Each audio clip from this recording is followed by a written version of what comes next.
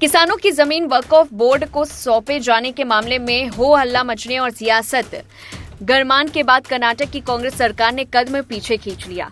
कर्नाटक सरकार के राजस्व विभाग के प्रमुख सचिव ने सभी क्षेत्रीय आयुक्तों और जिलाधिकारियों को वक्फ के मुद्दे पर चिट्ठी लिखी। राजस्व विभाग के प्रमुख सचिव ने चिट्ठी में लिखा है कि वक्फ बोर्ड की तरफ से किसानों को दिए गए सभी नोटिस वापस लिए जाएं। साथ ही ये भी कहा है कि किसी भी प्राधिकरण ने अगर नामांतरण यानी म्यूटेशन का आदेश दिया है तो उसे भी वापस लेकर म्यूटेशन का काम बंद किया है।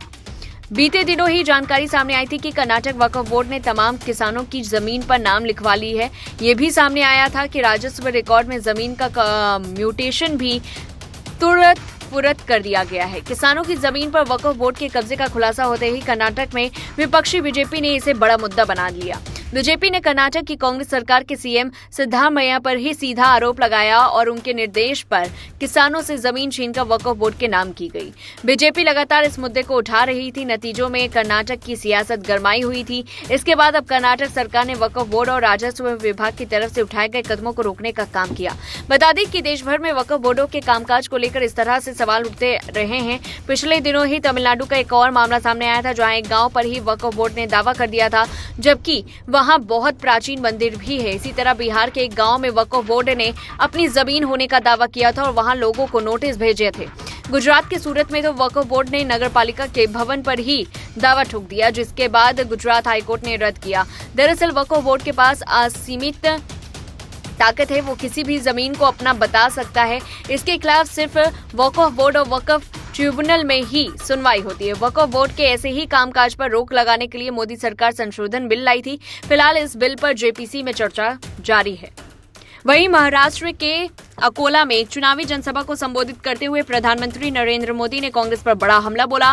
पीएम मोदी ने कहा कि महाराष्ट्र में चुनाव के नाम पर कर्नाटक में वसूली डबल हो गई है। पीएम मोदी ने कहा कि चुनाव महाराष्ट्र में है और वसूली कर्नाटक में हो रही है। आरोप है कि कर्नाटक में इन लोगों ने शराब के दुकानदारों से 700 करोड़ रुपए की वसूली कराई।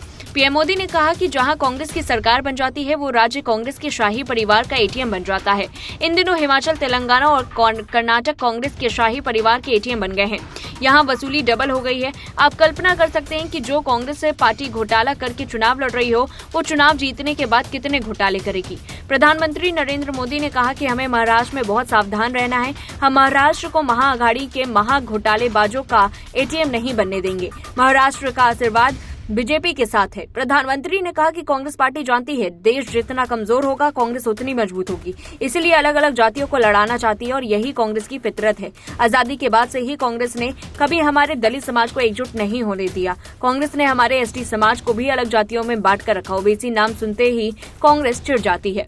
इस पूरी रिपोर्ट को लेकर के आपकी क्या कुछ राय है, कमेंट बॉक्स में बताएं। तब तक के लिए देखते रहिए लाइव टीवी न्यूज।